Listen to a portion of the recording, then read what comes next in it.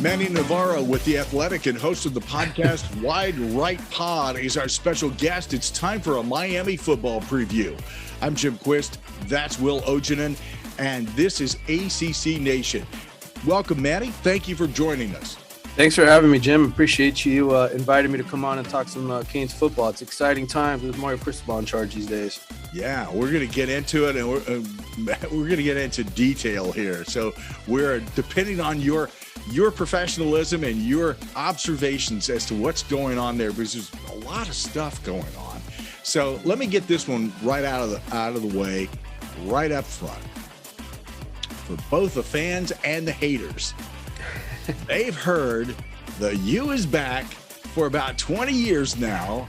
And, many, including myself, have said, no, not yet. But this seems like maybe we're getting closer to it.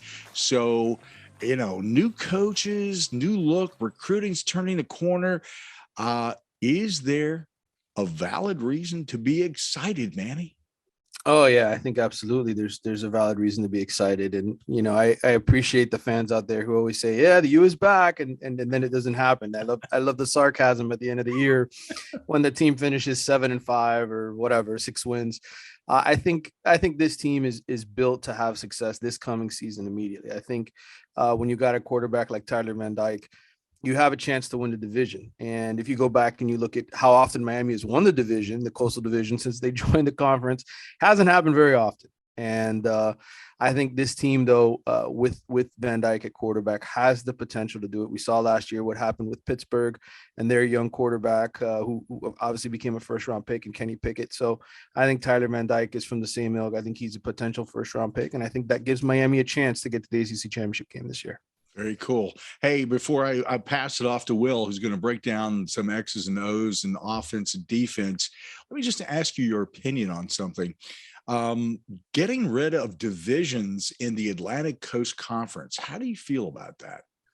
I love it, actually. I would love to see these ACC teams play each other more often. I really think that that format where you get to play 3 teams maybe or 2 teams the same every year and rotate the other 5. I would love to see that happen. And, I think for Miami, they haven't played Wake Forest in what seems like forever, and they're in the same conference, and it's just weird to go that many years without playing them. And I think it's necessary if you're going to have a real conference feel to kind of get rid of those divisions and let everybody play each other every other year. Okay, Manny, you mentioned Tyler Van Dyke, and yeah, he's definitely in the discussion for best quarterback in the league. There's no doubt about it. He kind of came out almost out of nowhere in a way, because he just really after the second half of that Virginia game and his first start really started to show that potential. Now, I read that an article you wrote on the Athletic. I believe it was kind of a state of the program column you were writing, and one of the things you had mentioned was he had been working on his footwork with Malik Rozier. Was that something he kind of had an issue with during the season? Well, I don't know if it was necessarily an issue, whereas something that he just wanted to improve for his NFL draft stock, to show teams that he could be a little bit more mobile and better on the run in terms of making those kind of throws. I think, I went to one of those workouts that he had with Malik inside Miami's indoor practice facility. And, Tyler, he was hitting everybody between the numbers. There weren't not many throws that were off, even while he was going through these drills. So I think it was more of something that he just really wants to perfect, because he watches the best, the Tom Brady's and the Aaron Rodgers of the world at the next level, and he sees what they can do when the pocket collapses and they've got to make a play. And I think that's the one area when you go back and you look at his film last year, you say, well, he didn't make too many great throws while he was kind of scrambling. And I think that's the one area he wants to get better at. So with the addition of offensive coordinator Josh Gaddison, looking at what he's done at Michigan, and obviously I don't know how much that was him or if it was more of Harbaugh's influence on the program, but what we saw was a good balance, good run game, good offensive line. But let's be real, Miami was one of the worst in the ACC in terms of the running the football. What is the plan to fix that this year? Well, they spent a lot of time this spring working on combo blocking. And, I think a lot of their run formations last year based out of the Rhett Lashley offense was, sort of these zone blocking schemes. And I don't know that necessarily took advantage of some of the strengths of the linemen that they had playing last year in terms of the running game, but they kind of played to their strengths, right? It was Tyler and those receivers and Charleston Rambo and Mike Harley. And so I think this year there's a concerted effort really from between Mario Cristobal and Josh Gaddis, as you mentioned, two guys who love to run the football, to really, I think, become much better at it and to become a much more balanced offense. Let's not forget, when you're a Rhett Lashley offense and you're getting off the field within 60 seconds of 2 or 3 incomplete passes, that puts the defense at a big disadvantage. And Miami's defense really is what took a step backwards last season when so many people had high expectations for them in the preseason. You had a lot of older players that struggled. I think Mario Cristobal's mentality is we need to be able to have our offense, run the ball down the throat of our opponents a little bit more than they have in the past. And so I think, between the combo blocking and obviously some of the transfers that they've picked up, I think they're going to be better at running the football. So you talk about the wide receivers. Obviously, the two are gone. Mike Harley, Charleston Rambo, they're gone now. On to the next step of their careers. But one of the things I've noticed is that Gaddis does like to use the tight end. Is this a situation where Will Mallory could be in for a breakout year?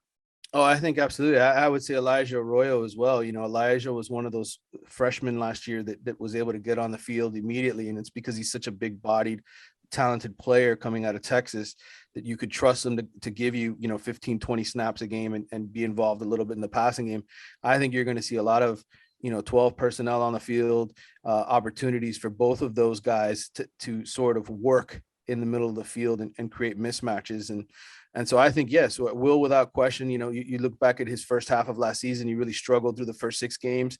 The last 6 games when Tyler Van Dyke was on, it was like they were just making magic out there. So I think Will is certainly in store to have a big season, but I also think watch out for Elijah Arroyo because he's a really talented second-year player who I think could make a huge leap this year. And just thinking back, he had a really good year when Brevin Jordan was there too, and that 2 tight ends. So I could really see that being a big deal. And talking about the backfield, because looks like a lot of people with a lot of bodies in there. No one really has. I don't think anybody really has an advantage. Obviously, you've got the Jalen Knighton back. He had a pretty good season, but he's a really good pass catcher. You got Henry Parrish, a transfer from Ole Miss, Thaddeus Franklin. Plus you got Don Chaney Jr. coming off a torn ACL. So how do you think it's going to be more of a committee approach to start the year?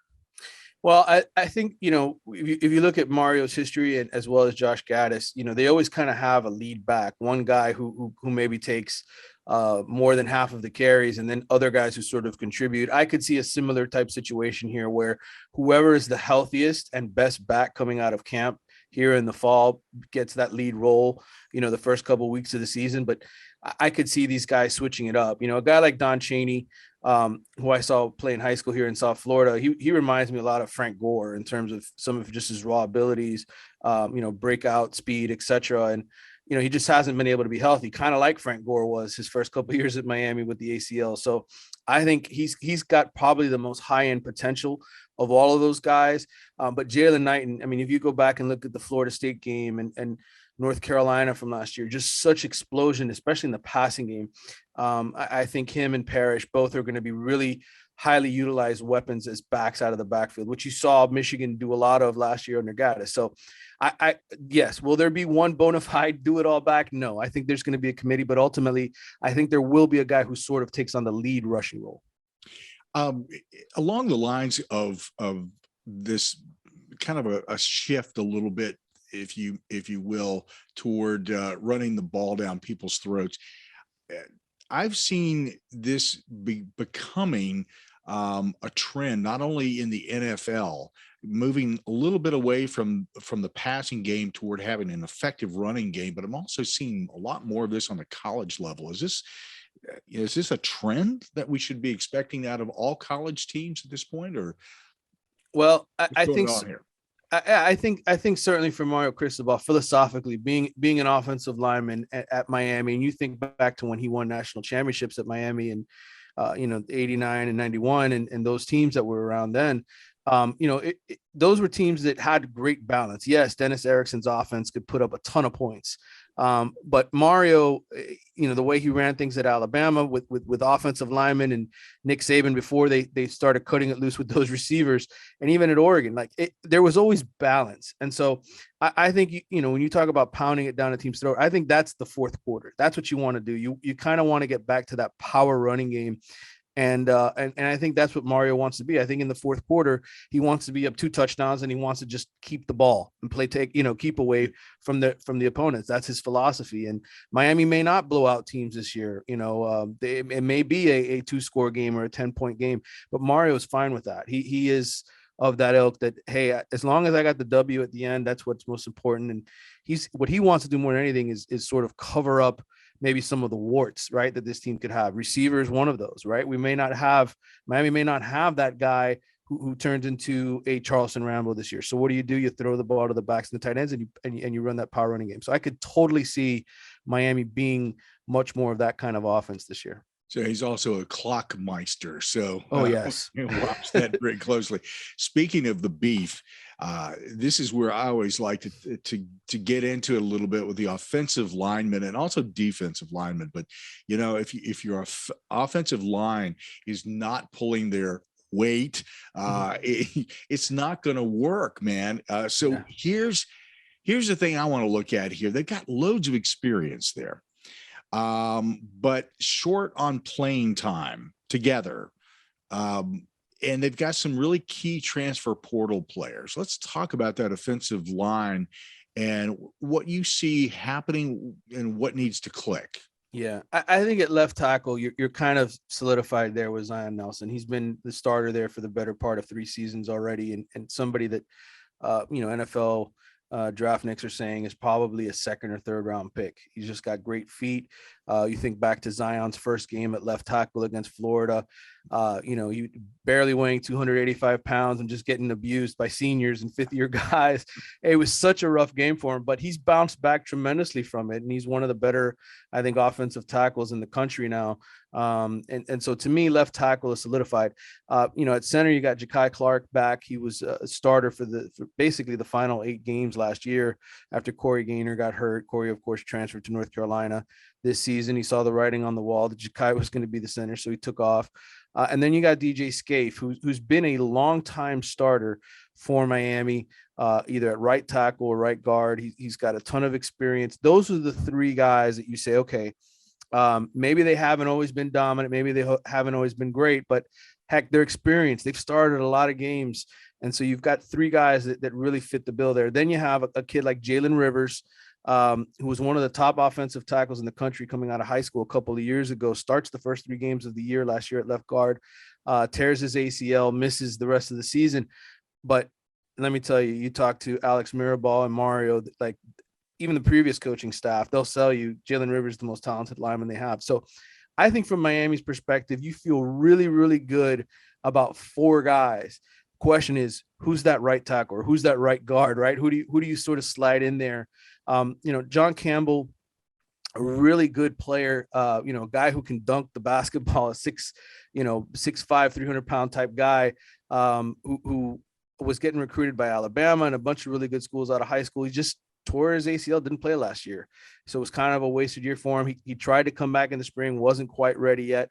So that's a question mark. And, they went into the transfer portal. They got Logan Sagapolu, who was at Oregon with Mario for 2 years, didn't play either. He had an injury. The things with all these linemen is they're always battling injuries, right? They're in the trenches, they're getting hurt. That doesn't mean they couldn't, in year 3, year 4, be ready to just step into that role and take off. And so I think, Miami's in one of those situations where these guys are going to, listen, between Cristobal and Mirabal, the two Cuban coaches that I know well, they're going to be coached up and ready to play. The question is, are they going to be consistent week to week to week? And that's something that we'll find out only when the season starts and it gets rolling. So, but I like 4 out of the 5. And I think that 5th spot is going to be the key to the team's success this year, as far as running the football. So before Will jumps into defense with you, let me get your ratio projection here. Passing, running percentages. What do you see this team doing? Yeah, I could see it 50-50. I could see it 53-47, kind of that breakdown where you throw the ball a little bit more just because you got Tyler Van Dyke. But I could totally see Mario running a whole lot of play action. And Tyler Van Dyke, because he doesn't have that established deep weapon, or at least in the early part of the season, being conservative and just running the ball, especially that game at Texas A&M in week 3. That's going to be a really tough assignment. And Jimbo's got a great roster over there. So, maybe the first 2 weeks, they're a little bit more aggressive and just try to put teams away early. The schedule is certainly conducive for that. But that week 3 game at Texas A&M, to me, will be the real barometer of whether or not this team is ready to contend for an ACC championship and to take that next step. Manny, I gotta tell you, I don't think I've ever heard anybody go 53-47 before. Yeah. That's how close to balance I'm expecting it. It'd only be like a slight margin of maybe passing it a little bit more. that was man, you should be a politician. That was a statement. Will. All right, let's go over to the defense. Obviously, a new defensive coordinator, Kevin Steele, has been brought in. He after Clemson had a bunch of years in the SEC, so he knows what good defenses look like. And the defense, I don't think it's out of left field to say this defense was a bit of an issue last year. Tackling was bad. It was one of the worst tackling teams in the country. I think it had the second fewest turnovers in the league. So what do they do during spring ball to start addressing that? Just go back to basics, baby. That's what it was. It really was just assignment football, making sure that when they cut up the film, guys are in the right spot to make tackles. I think the one thing that Miami was really exposed with under Manny Diaz last season, because Manny plays such an aggressive style, right, where he wants to create tackles for loss and plays in the backfield, was that they really left themselves susceptible to the underneath passing game or whenever the running back sort of slipped out. The safeties were just in terrible position to make tackles and to make plays. And I think really the focus this spring was help these linebackers identify the gap and then hit the gap, and not to necessarily worry about always making a tackle for loss. Just wrap up, make the play you're supposed to make, hold that ball carrier to 2 or 3 yards instead of giving up 6 or 7. And I think, Kevin Steele and Charlie Strong, who of course Charlie's coaching the linebackers. I mean, these are two guys that have been great at their jobs for many, many years, just getting their defenses to do their job and get off the field. And so I think getting better on third down, I think just wrapping up, holding teams in the red zone. That's sort of the focus here. It's just get off the field and don't give up the big plays, which Miami did far too many times last year. So looking at an overview of the defense, I feel like the theme of it is there's going to be a lot of competition. I mean, obviously you've got some key starters, especially in the secondary. They probably have one of the best safety cores in the ACC and a really good cornerback. So let's start back there. Got all big time, Tyreek Stevenson is back. Honorable mention all ACC. Daryl Porter Jr. is a grad transfer or just a transfer from West Virginia. Avante Williams is someone who I know the staff is really high on. So what about the secondary makes it so good? Well, first of all, I feel like you have the potential to have 3 elite safeties, which is hard to have, right? I mean, usually somebody always leaves. They want to get off. They want to get on the field. They don't want to, kind of rotate in. But I think between, James Williams and Cameron Kitchen and Avante Williams, they've got 3 guys that you go back and you look at their high school rankings and what they did, as freshmen when they first got on the field last year. You're like, wow, these guys have the potential to really take off. James Williams, so big, long and rangy with that 6'5" frame. I just think, Kevin Steele is going to do his best to get those 3 guys on the field as often as he can.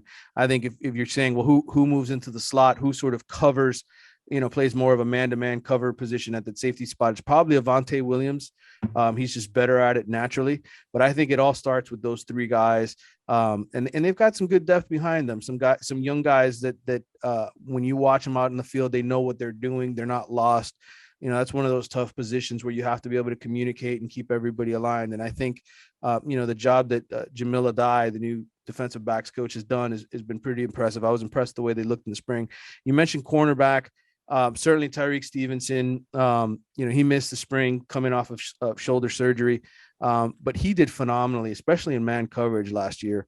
One of the better ones in the country. And, I know he was only all ACC honorable mention, but he's the kind of kid that now You look at projecting going into his fourth year, he's the leader of that unit, and he's kind of taken on that responsibility, I think, in the film room with his teammates, really gotten guys to just do a better job. You mentioned the West Virginia transfer in Porter.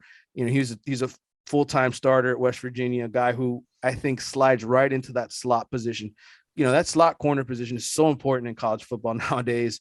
And Daryl, you know, I know his father played for the Miami Dolphins. He's a coach down here for many, many years. He is a student of the game, a kid who sounds like a coach when you talk to him. And you know, they had some other guys, Isaiah Dunson. I'll tell you, and he's a kid who didn't play a lot last year, but this spring, big body, long arms, a kid that Manny Diaz's staff had moved to safety. And then, you know, as soon as Mario Cristobal's staff comes in, they're like, nope, he's a cornerback. and so I could see him starting opposite Tyreek Stevenson this year at that corner spot. So I think, you know, you asked me what's the strength of that defense right off the bat. I would say secondary without question. I think there's more talent and experience there than any other position on that defense. So I should ask, what kind of style of defense does Kevin Steele plan to play? Yeah, I think, you know, it's going to be primarily a 4-3. Now, that third linebacker, you always say, well, do you bring in a DB and make him sort of, I guess, that money position, right? Where he's kind of like an extra safety and he's just in coverage. I could totally see something like that happening, where maybe even a guy like James Williams moves into that position in the box as sort of a semi third linebacker. But the reality is it's going to be a 4-down lineman base with 2 linebackers, and then that third, you know, sort of linebacker who's a DB. And I think in today's game, that's just the way you have to kind of play it, right? Unless they're coming out with 4 wide or 5 wide and just trying to spread you out. But I think their base defense, that's the way that they're going to look. Okay, so up front, I think there's a lot more depth up on the D line this year, just between with what's coming back. Pull out, I think it was something like 4 transfers. Yeah, 5 actually. 5. Okay, 5 transfers. Yeah. So, do you expect a lot of rotation there? No question. I think Mario talked about that at the end of the spring, that, you know, they've got so many guys, and that's the way that you want to play nowadays, right? You look at Clemson and the success that they have with their defensive line. They've got elite linemen, but they also rotate and they keep guys fresh. And I think, you know, Mario, when he was at Alabama, being in the SEC, seeing those great defenses, that's the way you have to do it. You have to roll guys and keep them fresh and keep your best players on the field in the most important moments. And so I think without question, you know, look, Leonard Taylor, 5-star recruit. He's one of the 2 5-stars that Miami has on this roster. He came in last year, only played 200 snaps, and he led the team with 9.5 tackles for loss. So there's major upside here with him. You talk about the great Miami teams of the past. They always had defensive tackles who could create plays in the backfield and disrupt running games. I think he's that kind of talent. And I think they really feel confident about Daryl Jackson, who's a freshman that they got in the transfer portal out of Maryland. He's 6'6", 300 pounds. Every time I stop by Miami's fields now in the summertime, and they're there with a bunch of recruits and doing these camps like everybody else in the country's doing, all I get told is, man, wait till you see this Daryl Jackson kid. He's going to be phenomenal. And Daryl started 1 game last year for Maryland at the end of the year in the bowl game and played really well. I think their defensive tackle talent between Jared Harrison Hunt, Antonio Moultrie, the transfer from UAB, Jordan Miller, who's played a whole lot at Miami in a reserve role, and Akeem Mesidor, another you know, top transfer from West Virginia that they were able to pull in. I think you're going to see a heavy rotation at D tackle and a bunch of guys that can make plays. Something that strikes me, Manny, and listening to what you've said so far, and looking at the roster and looking at the talent there, it's beginning to strike me that with more than 3 new coaches, a totally different look, that some of these players, the experience that they have, maybe they weren't used to their, you know, right, their best potential, and that in this scenario, maybe they're going to be put into roles and coached up so that they really shine. Thoughts? Yes, I think without question. And again, you know, you think about what Mario knows and what he was successful with as a player and a coach. When he was at Miami in the 80s and 90s, those teams were just so deep, you know, and there was just always a role You think about all those players that got drafted. Not all of them were starters or full-time starters at Miami, but they were very effective when they got on the field. So for Mario, being at Alabama, seeing Nick Saban win championships, competing at Oregon for a Pac-12 championship, winning that, he knows that to win in college football, it's not just about having the stars. It's about having depth behind them and giving everybody a role to feel comfortable in, to be successful in. And I think that's the experience that he has that maybe Manny Diaz didn't when he took over as coach. He was a defensive guy his entire career, didn't really know what to do with the offensive side of the ball, right? Had ideas, hey, we want to be explosive, we want to be this, be that. And he did a good job. He hired some good coaches. Rhett Lashley, I thought, he's a head coach now at SMU, of course. I thought he did wonders with the quarterback room. They really improved the quarterback room. But the defensive side of the ball, which was Manny's specialty, slipped. And that's because they didn't do a very good job recruiting depth and recruiting guys to fit to what they wanted to do. And I think Mario, right off the bat with the transfer portal, getting those 5 defensive linemen, bringing in an extra cornerback, you just look and you say, man, it feels like there's a lot more depth now at Miami to do the kind of things that you want to do. Just one thing you can say about Nick Saban. You don't have to like Nick, but he's a horrible influence when it comes down to making you a better coach. So, yeah, absolutely. And absolutely. Take the twist there. We know what I'm talking about. Hey, let's talk about this season's schedule. It starts off nice enough, but then on September 17th, as you mentioned earlier in the program, it's preseason number 5, Texas A&M. Jimbo Fisher has got stuff rolling, and boy, this is going to be a challenge. Thoughts on this game? Yeah, anytime you fly out there and you play in College Station with the 12th man and everything else, and this is supposed to be, I think, a 9:00 kickoff, right, Eastern or something. Yeah, that's going to be interesting. It's going to be electric, I'm sure. The atmosphere. Jimbo's familiar with Miami's personnel, having coached at Florida State, and he's recruited for a lot of the same guys that and won many times at Texas A&M for some of the guys out of South Florida. So he's familiar. He's seen the game film, a lot of these players, and that win last year against Alabama, I think, gave Texas A&M a whole lot of confidence going into this year, and he's going to be ready for it. And that's such an important game for Miami. People sit here and say, well, you got to win it, right? You got to go on the road and win this game. I think for Miami and a lot of these programs that are just trying to get back to relevance, right? Just don't get embarrassed, right? That's what happened against Alabama last year. Miami went up to Atlanta, got thoroughly embarrassed, and that deflated the team so much. I mean, there were so many guys that just mentally at that point, and that's the first game of the year, right? To lose your cool after game one is just, it's tough. And I don't think Miami ever really survived that.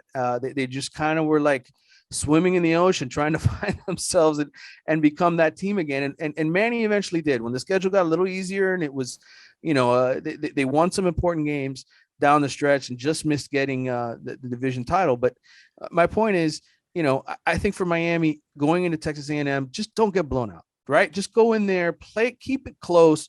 And if you can hang with a really good SEC program like the one Jimbo Fisher's building over there, rebuilding, I think you win or lose, you leave with a little bit of confidence. And so to me, that's the most important thing with that game. Will and I'll go back and forth on a couple of these matchups here as we come to a conclusion of the program. Let me get into the first one here. North Carolina, October 8th. That appears to be, and here's the thing, we're never sure exactly what to expect from teams from season to season. That's the nice thing about college football. Sometimes you're loaded and hey, it's like with Alabama, you kind of expect certain things and it usually plays out that way. But everybody else, it's a little different, and we're not really sure what to expect from some of the teams, especially in the division. So we'll start with that North Carolina game on October 8th. And what's your gut telling you here? Well, listen, Mac Brown's won 3 straight games against Manny Diaz when he was around, and Sam Howell had a lot to do with it, right? I mean, Sam Howell was just sort of a nightmare for Miami to contend with all 3 years. You think back to 4th and 17, Manny Diaz's first season on the road in Chapel Hill. Miami has the game won. Sam beats them. This last meeting up in Chapel Hill again, close game, 4th quarter. Sam makes a play. He bounces off of James Williams and runs it into the end zone. He's not there anymore. And so I think from a mental standpoint for Miami, hey, it's a different quarterback.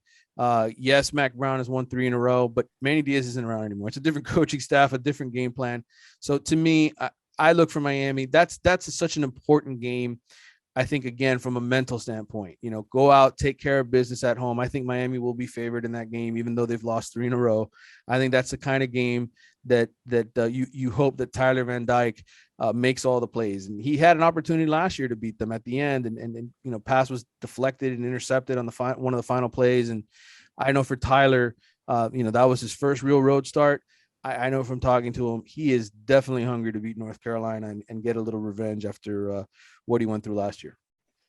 And so let's go a few weeks down the road. I think one of the more interesting games after that North Carolina game is at Virginia on October 29th. Now, obviously, Virginia's got a new coach, new offensive scheme, but obviously Virginia went down to Hard Rock and beat Miami last year in Van Dyke's first game.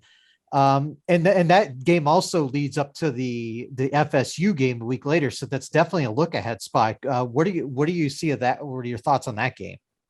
Yeah, Virginia, it's such an interesting opponent, right? I mean, for Miami, they've really struggled against Virginia. And that was one of those opponents that, when you came into the ACC, you thought, well, Miami's always going to just have more talent. They're going to out-talent Virginia and just win games left and right. And the reality is it's been close to a 500 series, I think, in the time that Miami's been in the ACC. So, again, you talk about going on the road, winning on the road, how important it is.